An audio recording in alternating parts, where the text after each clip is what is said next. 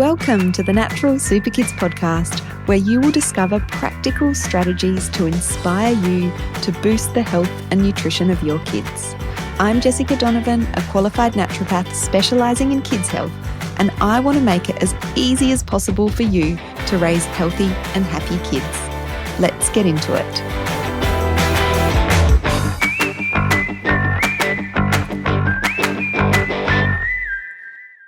Hello, everybody. Welcome back to the Natural Super Kids podcast. I think you are going to love this conversation today with my special guest, Sarah Bolitho, all about reimagining discipline. So Sarah is a master's qualified child and filial play therapist and an early years consultant. She has over a decade of experience working in mental health and child protection. And Sarah has founded her business Secure Foundations to deliver practical and professional support, online resources, and in-person workshops to parents, agencies, and other professionals. Sarah is especially passionate about understanding needs and functions of child behaviour through the lens of relationships.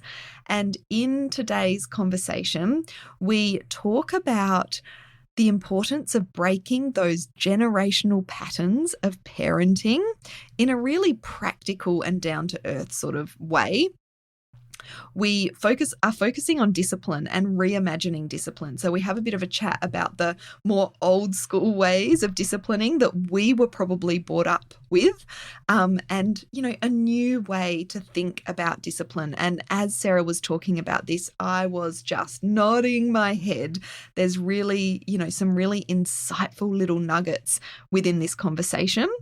We talk about the challenge of changing our approach when it comes to discipline. And so she shares some tips for us on ways we can go about doing that. And, we talk about what we can do when we do react to our kids in a way that we later regret as well. So it is such a pleasure to have Sarah on the podcast, and I hope you enjoy this conversation. Welcome to the Natural Super Kids podcast, Sarah. So good to have you here. Thanks for having me. So can you start by telling our audience a little bit about yourself and how you came to be so passionate about parenting? Yeah, absolutely. So I am now, as of last month, a master's qualified child and filial play therapist. So working filial meaning parent-child relationship therapy. I have an honours in psychology from university in the UK. And then I moved to Australia about 12 years ago and started working in the child protection system as a child protection social worker in the Northern Territory. Mm-hmm. So really confronting work, lots and lots of intergenerational trauma through parenting, but obviously lots of socio-economic challenges, geographic challenges as well on top of all of that. So found a real passion for wanting to help families to, understand and then break down the impact of intergenerational trauma. Started to dive further into the childhood trauma world, lots of further training, became really passionate about attachment, and just started to realize that we were seeing many of the same families over and over and over and over, and there was not a lot of capacity for really skill building. Then I became a parent and realized, A, how much of your own stuff comes up in parenting, and B, just how little support there actually is available for parents in terms of practical support and even just understanding development and knowing what's, people often will come to me and be like, is this normal? And it's like, what they really want to know is, are we going to be okay? And most of the time, 100%, yes, you will be okay. And yes, this is quote unquote normal. And so is the trajectory of child development that is just so unique to, each child. So I guess that's where it kind of came from. And then I guess as every parent that I speak to, the passion for it just kind of spirals and grows. Yes, and nothing like becoming a parent yourself to like really, I guess, you get that real life experience, don't you? Yeah, absolutely. And it really, and shines a light in all of those places that you really don't want lights shone. Yes. I can definitely relate to that as I've got 2 teenagers now. We're heading into the teenage years, and I can relate to all that. a whole new set of lights, isn't it? It really does feel like a completely new kind of skill that you need to learn, or set of skills that you need to learn. I think the whole teenage parenting. Yeah. So, you talked about sort of breaking those generational patterns of parenting a few times. So can you tell us why this is important and how we can start to break those patterns that are often so deeply ingrained in us? Yeah. So we used to think that newborns and babies were born a blank slate. Like, we used to think that they kind of just turned up and there was the nature nurture debate. And what we now know is that it's not one or the other, but it's a combination of both. So we know now that newborns don't enter into the world as a clean slate, and their emotional history begins way before they're even conceived. And then on top of that, we kind of also inherit our family stories, their experiences, their narratives, their views about life, their views about children. We're finding a lot of that sort of coming into this season, of people's preconceived ideas about what traditions look like and what children should behave like. And I think if we as parents don't take responsibility for making sense of our family story, we don't make sense of our experience, then there's a potential that we miss opportunities to prioritize the relationship that we have with our children, particularly when they're engaging in tricky behaviors. We come with all of these preconceived ideas, we come with these preconceived stories, the experiences that we had as children, the things that weren't safe for us to do as kids, and all of this starts to come up because it's stored in the body, it's stored in our implicit and explicit memories. And so I guess the importance of it is because when we are out of relationship with our children, and when we can't prioritize that relationship with our children because of these stories that we're holding on to, we're much more likely to continue to react to them in ways that are both unsuccessful and unsatisfying to both you as a parent and the child. And I think all of these early life experiences that we've had have created a template or created a framework for all of us about how we do relationships with others, about how we expect to be in a relationship with others. And so when we're parenting subconsciously without having made sense of these experiences, we tend to react from a place of an emergency, we react from a place of fear, which causes us to either be too harsh or too lax on our children, and then we're not able to actually parent with any kind of purpose.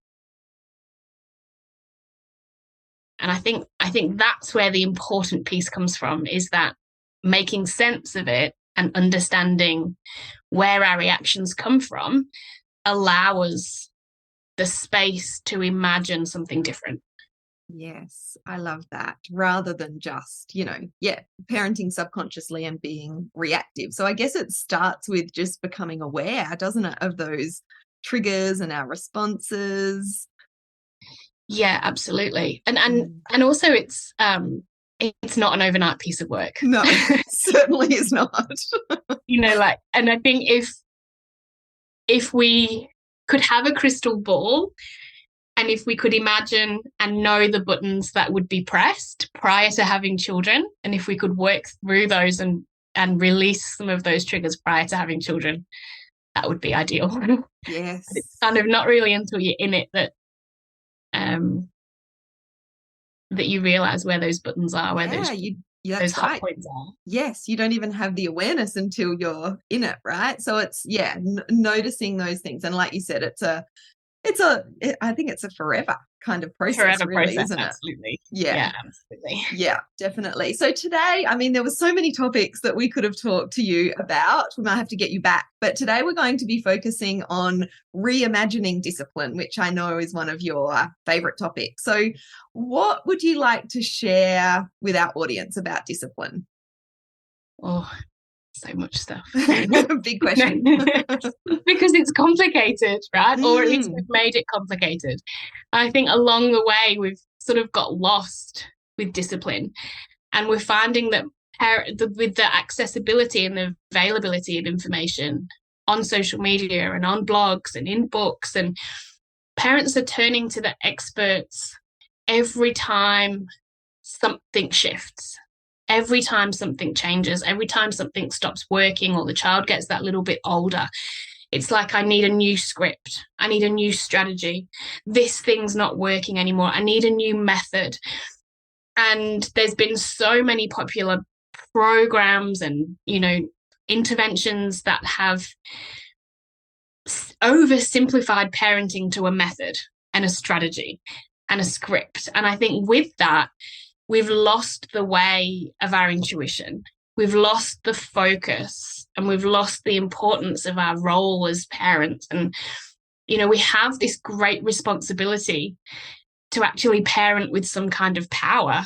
And I think, with the conflicting advice that's available and all of the maybe well-meaning but unhelpful suggestions from older generations, it's really no wonder that at best we're confused, and at trickiest, parents are frustrated, paralyzed, or in trying something different every day to just try and get through.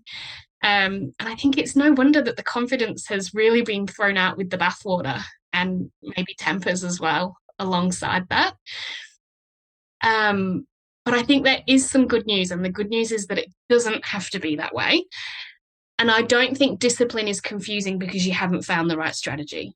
I think discipline has become confusing because we've forgotten what our role is as parents. And my approach to discipline, and something that I feel really passionately about and I truly believe in, is that children aren't actually naughty to start with.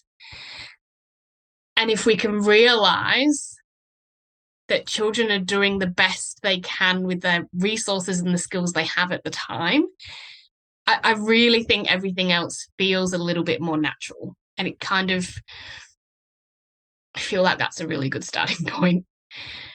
And I think, instead of it being a naughty behavior, the behavior is always functional, even if it makes no sense. And most of the time it doesn't make any sense.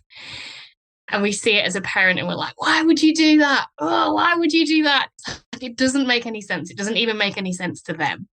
And it's usually, I find these behaviors, they're a result of an over-expectation on the parent's part, particularly with little kids, an over-expectation on sharing, an over-expectation on being able to play cooperatively, an over-expectation on using nice words and remembering manners and, not hitting little sisters and all of the things. But then on top of that is also an under-availability of skills and resources on the child's part. And even with teenagers, still their behaviors don't make sense. Still they are under-resourced and under-skilled in so many areas. But they look bigger and they sound bigger and they're more argumentative because they've got greater cognition skills. But it still doesn't mean that the cognitive function has actually developed to a point where the behavior makes sense. Yeah. So true. So true. Thank you for that reminder. Just in case anybody needs it. But yeah, I think, if we can see that these behaviors communicate where the children lack skills, and how they're learning to make sense of the world, they're finding joy, they're meeting relational and emotional needs, reacting to stress, communicating feelings, and they're doing all of this in the best way they know how. And I think when we realize that discipline isn't about controlling children, but about regulating ourselves so that we can guide them to be able to control themselves, I Oh, think things gosh. become a little bit clearer. That is so powerful. Can you repeat that? I'm trying to remember it now. I think when we realize that discipline is not about controlling children, but about regulating ourselves so that we can control our own reaction, we can then guide them towards being able to control themselves. I love that. And I think that's the goal, right? Like, I don't want the first time my child has to ever practice self-control when they're 16 and behind the wheel of a car. You know, I don't want them to ever have to practice self-control for the first time when they start kindy at 4 years old. And they've always been controlled. And so they get to school and there's no one there to actually control them. And then what happens? And so I think when we truly think about discipline as teaching and guiding, we're looking at giving them lifelong skills. Yes. Rather than trying to control them. Yeah, definitely. Oh, yes. I love that. But with that, it makes the early years tricky. Yes. and tiring and frustrating and overwhelming and all of the things. But I think for me, the real secret to successful discipline is actually ditching the methods, ditching the gimmicks, getting rid of the quick fixes, the bribes, the disconnection, the distractions, and all of these are the things that have really been designed from a behaviorist approach to manipulate children into being controlled. If we get rid of them and actually focus on really honest communication and thinking about, okay, why this behavior? Why now? And then getting creative with some kind of relationship-based solution that actually helps children want to cooperate. Yeah, and it takes the pressure off, it takes the pressure off us having to find that one method that is going to work for us, or that new method. Like I said, moving into those teenage years, it's like, oh, I feel like I need to learn a whole lot of new skills, but it's, like coming back to that intuition. And I love that. Why this behavior and why now? And then getting creative with some solutions that we've probably got inside of us, right? Yeah, absolutely. Yeah. And do you know what I always think as well? Like, you are the skill. You are the solution. You are the method. Your relationship is the start and the finishing point for all of it. And I think with that comes a great power, because children are wired to attach, but also comes with it a great responsibility as well. Like, we actually have a responsibility to discipline our children. It's not that it's not a case of just leaving children willy-nilly to do whatever they want. Yeah, that's not what you're saying. Yeah, that's right. Yeah. But yeah, I guess it's about that, collaboration and trying to problem solve with them. And there's something I think about, children, when they're, to quote unquote, misbehaving, they already have a problem. They're already trying to communicate something, whether that's an unmet need, whether that's an emotional expression, whether it's a feeling that they can't manage, whether it's disappointment, whatever it is, they have a problem. They have something. And when we turn to the old school discipline and we think, right, well, we'll put them in timeout for that, or, we'll hit them for that, or shout or yell or drag them around or whatever it might be, then they've got two problems.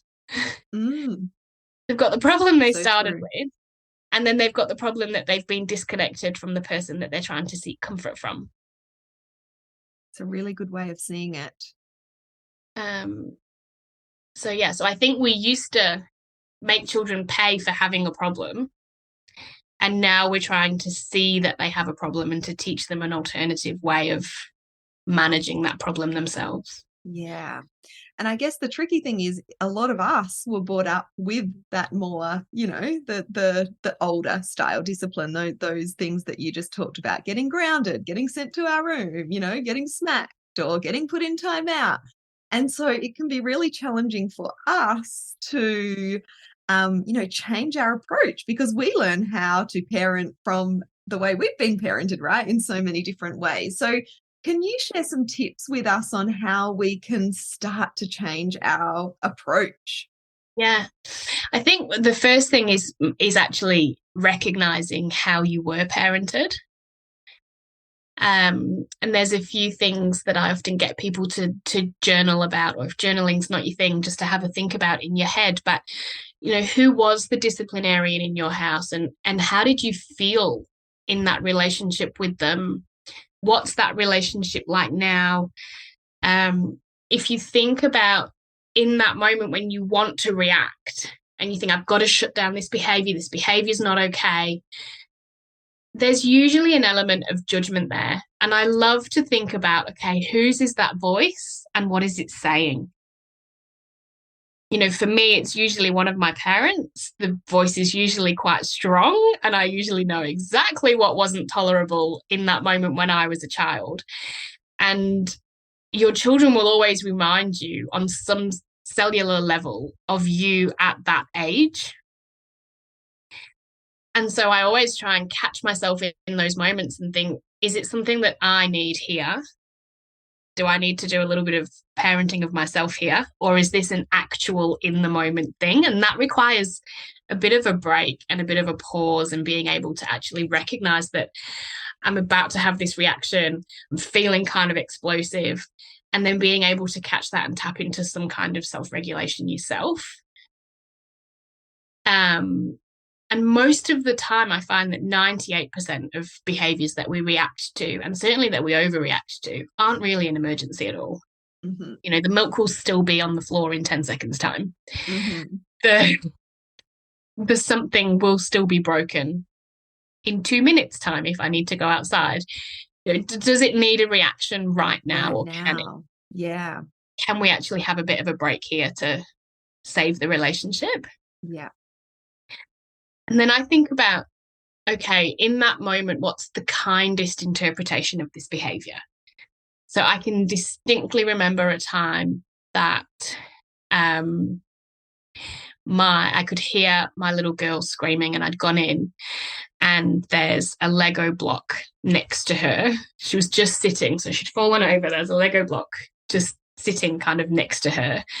And my 2-year-old at the time had another Lego block in his hand.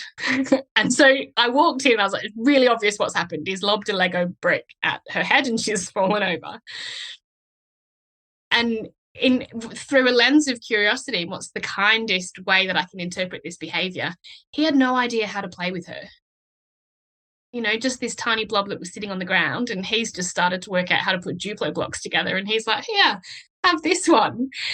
And it's not intentionally hit her and fallen over. So I think, I could have walked in and seen that he tried to hurt her and that he tried to, So I guess that's one point, is what's the kindest interpretation I can give to this behavior, and then try and get some curiosity.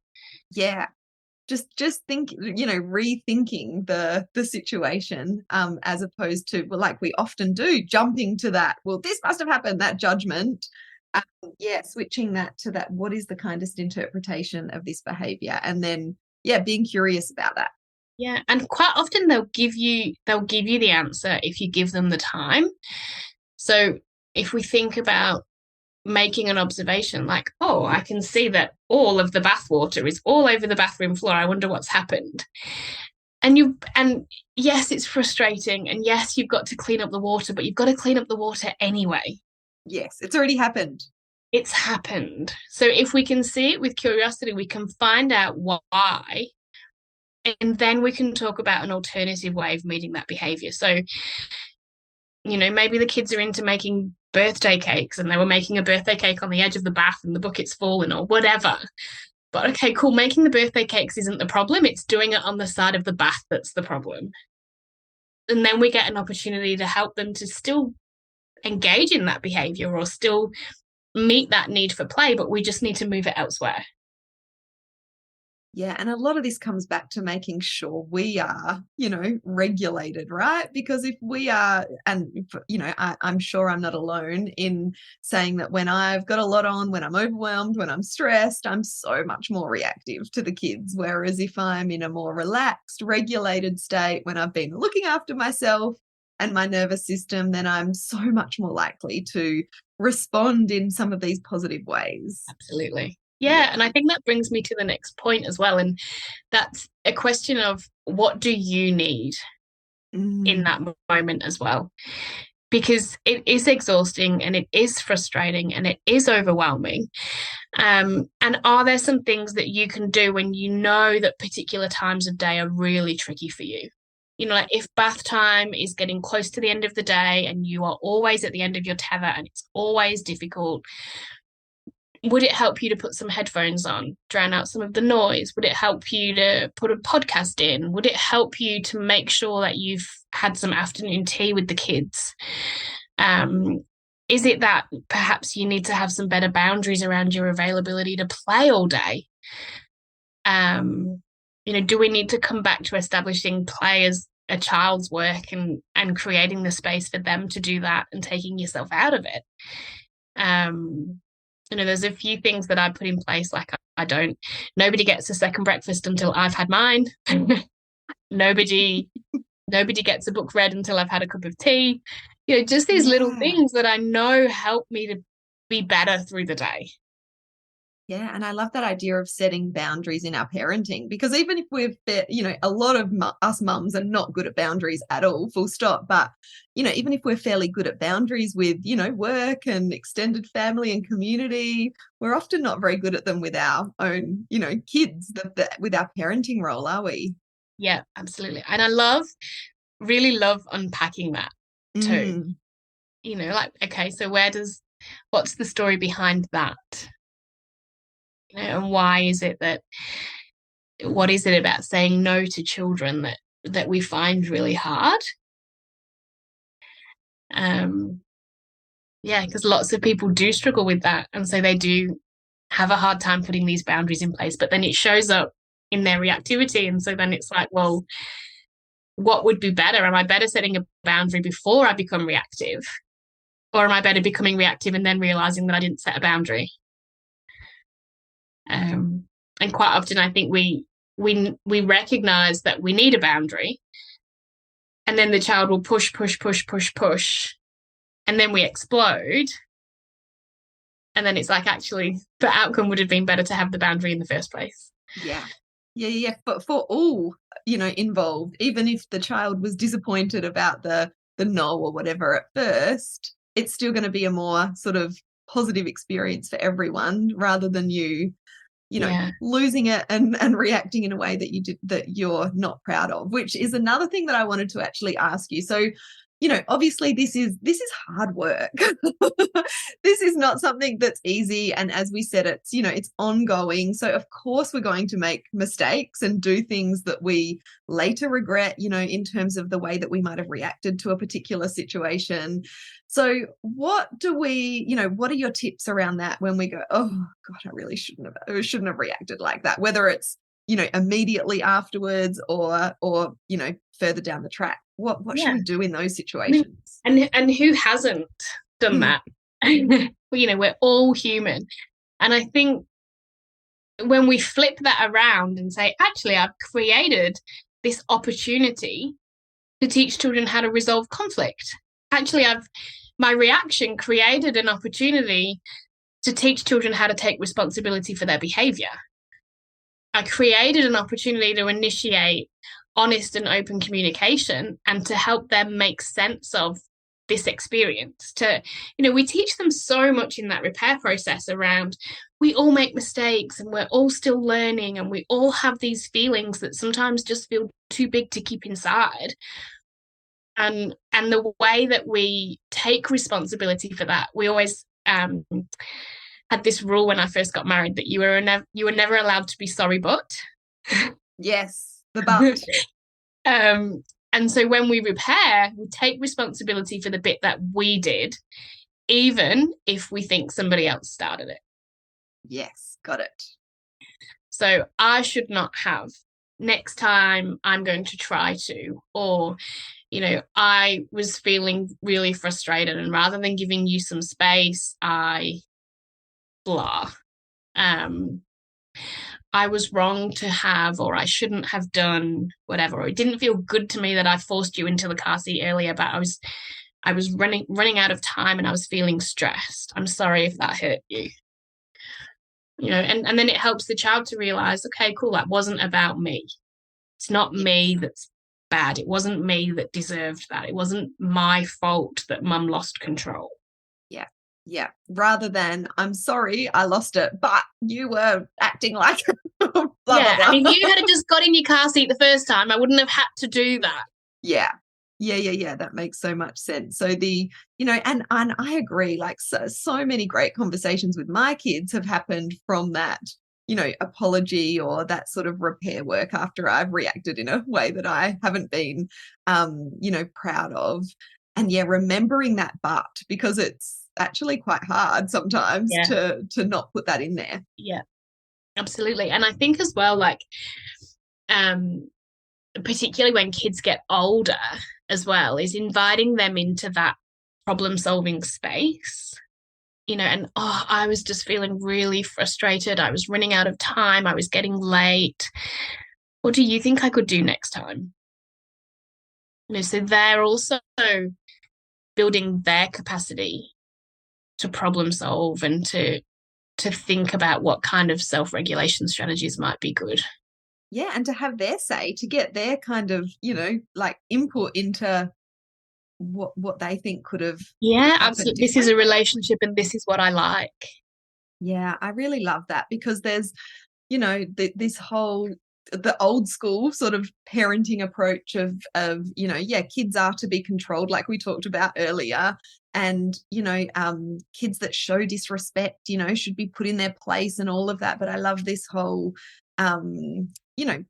this whole kind of conversation about this, it's a two-way relationship.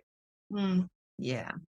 And I think we recognize that each person in that relationship has their own needs, their own wishes, their own motivations, their own desires. And just because one's older than the other, it doesn't make one any more important than the other. Yes. And so often I think we try and get kids to see our perspective, and we try and get them to understand what we see and what we want and where we're going. And we've got, 30, 40 years experience of recognizing that. And yet they've just got this small window of experience, and we're expecting them to see ours when really we need to join them in theirs. Yeah. I really like that. And it's, it's that sort of, again, it's hard to break because of the older generation, and there can be a lot of judgment from, grandparents and older family, especially when you're kind of, all getting together for family events. And yeah, so there's a lot of things that we need to kind of break through to do this. But I love that you've talked about, it's an ongoing work in progress, and we're going to make mistakes. There's no doubt about it. Yeah. So I mean, I could talk to you all day. I could pick your brain all day. Is there anything else you would like to share with our audience or add on this topic of reimagining discipline? I guess my kind of parting comment on this really is to reestablish the role in parenting, and that our role is to set the boundaries and create the limits, and a child's role is to test them every single time and every single day. And that's par for the course. And it's not our job to make their life easy. It's our job to give them the skills to traverse the difficulties when they happen as life gets older. And I think so often we're so caught in having a happy kid and making sure that they're happy all the time that we're actually doing them a really big disservice. Mm-hmm. Yeah, such a good way to finish. And I love, just that awareness that kids are there to test those boundaries and limits. Like, you don't have a, terrible naughty kid just because they're doing it. That is our kid's job. Yeah. There's no one method, no one script, no one strategy that's gonna, work.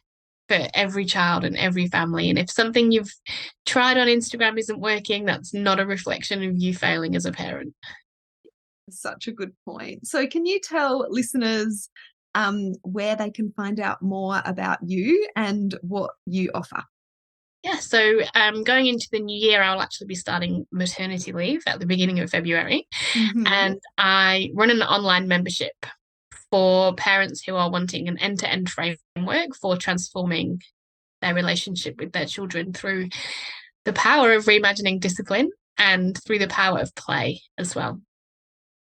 Okay, and we'll pop the links to your website. Are you active on Instagram or other social media? Oh, yeah. So at Secure Foundations, most active on Instagram. You can email me if any of this has resonated with you. I'd be happy to chat. sarah@securefoundations.com.au. And the monthly membership is called the Parenting on Purpose Club, or the POP Club. Beautiful. And I'm sure there's all the details that people need to know are on your website about that. They are, yeah. Lovely. All right. We'll make sure that the links are all in the show notes. So if anyone is wanting to, find out more, come on over to the show notes and we'll make it really easy for you to click across. Thank you so much for joining us. It's been such a great conversation and all the best with your new baby. Thank you. See ya. See ya.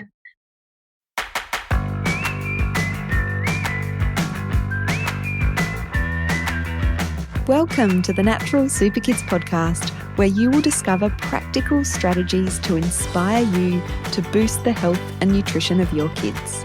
I'm Jessica Donovan, a qualified naturopath specialising in kids' health, and I want to make it as easy as possible for you to raise healthy and happy kids. Let's get into it.